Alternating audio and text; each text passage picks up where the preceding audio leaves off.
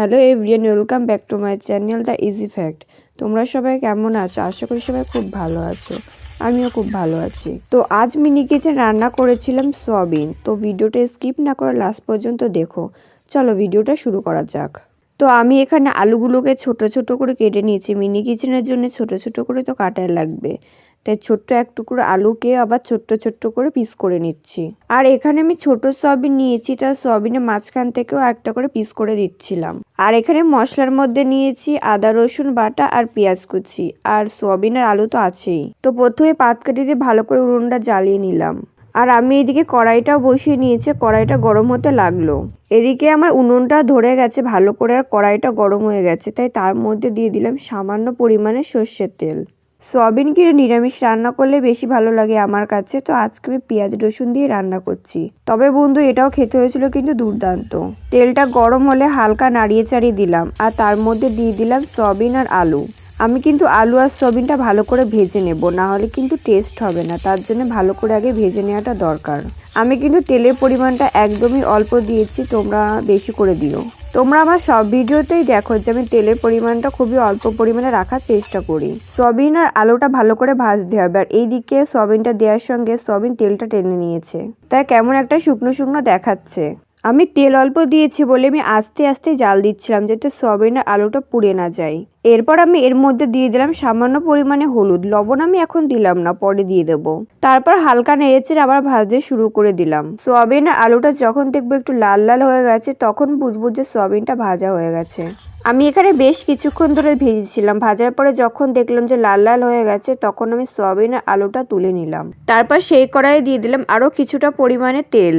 তোমরা কিন্তু এখানে তেলের পরিমাণটা বেশি করে দেওয়ার চেষ্টা করবে। বন্ধুরা, আমার এই মিনি কিচেনের ভিডিওগুলো তোমাদের কাছে কেমন লাগছে অবশ্যই আমাকে কমেন্ট করে জানাবে। এদিকে আমার তেলটা গরম হয়ে গেছে, তাই তার মধ্যে দিয়ে দিলাম আমি পেঁয়াজ কুচি। পেঁয়াজ কুচিটা ভালো করে নেড়েচেড়ে একটু বাদামি কালারের করে নেব। যতক্ষণ না বাদামি কালার হচ্ছে ততক্ষণ হালকা আঁচে ভাজতেই থাকবো।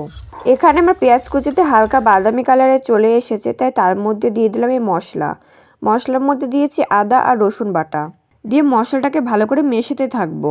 এরপর আমি এর মধ্যে দিয়ে দিলাম কিছুটা পরিমাণে জল। এবার তোমরা ভাবতেই পারো যে মশলা না কষিয়ে কেন আমি আগে জল দিয়ে দিলাম। ওই যে আগেই বলেছি যেখানে তেলের পরিমাণটা একটু বেশি দিতে হবে, কিন্তু আমি যেহেতু কম দিয়েছি তাই আগে কিছুটা জল দিয়ে দিলাম।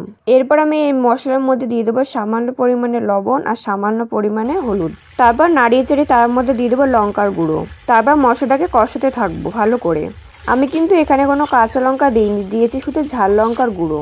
এরপর মশলাটাকে একটু ভালো করে কষিয়ে তার মধ্যে দিয়ে দেবো আলু আর সয়াবিন। এবার আলু আর সয়াবিনকে মশলার সঙ্গে ভালো করে কষাতে থাকবো, আর মাঝে মধ্যে এর মধ্যে একটু জল দেবো, কারণ না হলে এখানে মশলাটা পুড়ে যেতে পারে। তোমরা যারা এখনো ভিডিওতে লাইক করেনি তারা ভিডিওতে লাইক করে চ্যানেলটা সাবস্ক্রাইব করে দিও, আর পাশে থাকা বেল আইকনটিকে অবশ্যই প্রেস করো, যাতে পরবর্তী ভিডিও নোটিফিকেশন সবার আগে তোমার কাছে পৌঁছায়। বন্ধুরা, আমি কিন্তু মিনি কিচেনের সাথে সাথে এমডি রান্নার ভিডিও দেখছি, তোমরা কিন্তু দেখতে ভুলো না। আমি কিন্তু এখানে হালকা হালকা জল দিয়ে আলু আর সয়াবিনটাকে মশলার সাথে ভালো করে কষিয়ে নিয়েছি। এদিকে আমার কষানো প্রায় হয়ে গেছে, তাই তার মধ্যে দিয়ে দেবো সামান্য পরিমাণে জল। জলটা আমি এখানে বেশি পরিমাণে দিলাম না, কারণ আমি একটু গামাখা ঝোল রাখবো। জলটা দিয়ে এবার আমি হালকা নাড়াচাড়া করে দেবো। তারপর আমি কিছুক্ষণের জন্য ঢাকনাতে ঢেকে দেব। আর কিছুক্ষণ পর ঢাকনা তুলতেই দেখলাম ঝোলটা অনেকটা পরিমাণে শুকিয়ে গেছে, তাই ভালো করে নাড়াচাড়া করে দিলাম। এদিকে আমার সয়াবিনটা হয়ে গেছে, তাই সবশেষে দিয়ে দেবো গরম মশলা। এখানে কিন্তু গরম মশলা দেওয়া লাগবে, তাই আমিও দিয়ে দিলাম। কিন্তু এখন ভিডিও এডিট করার সময় দেখি সে ভিডিওটা আমি করিনি। ব্যাস, এবার রেডি হয়ে গেছে সয়াবিন, এবার তুলে নিলেই হলো। তোমাদের এই মিনি কিচেন রান্নাটা কেমন লেগেছে অবশ্যই কমেন্ট করে জানিও। আর ভিডিওটা ভালো লাগলে লাইক কমেন্ট শেয়ার আর চ্যানেলটা সাবস্ক্রাইব করে আমার পাশে থেকো। আজকের ভিডিওটা এই পর্যন্ত, দেখাবে পরের ভিডিওতে। ততক্ষণ পর্যন্ত সবাই সুস্থ থেকো, ভালো থেকো, বাই।